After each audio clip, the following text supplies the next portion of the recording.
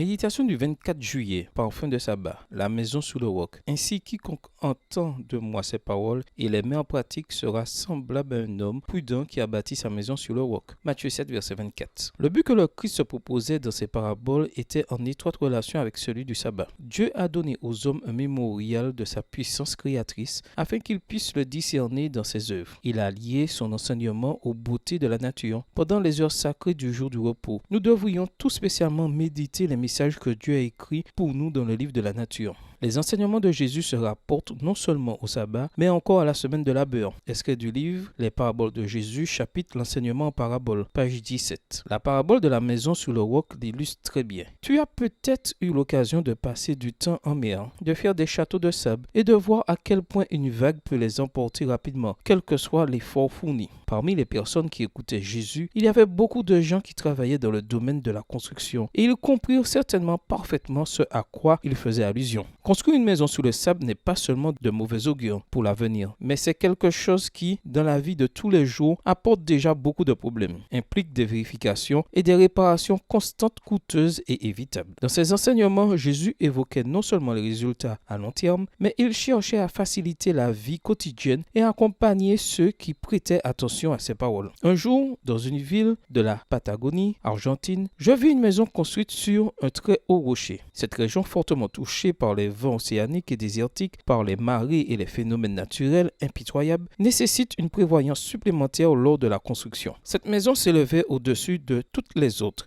et d'en bas, on pouvait voir à quel point elle était solide. Il est probable qu'à ce stade de ta vie, tu construises ta maison ou que tu penses à le faire. En plus de t'inquiéter pour ta sécurité et ton confort physique, assure-toi que les éléments les plus importants de la maison, les personnes qui la composeront, aient une base solide en Dieu. Aucune maison confortable ou bien conçue ne peut résister à l'assaut d'un ennemi qui cherche à s'en prendre à tous ceux qui n'ont pas fondé leur vie sur Dieu. Quelle qualité recherches-tu chez ton partenaire? Comment va ta relation personnelle avec Dieu? Fondes-tu tes plans sur le roc? Bonne journée à toi et que le Seigneur te bénisse.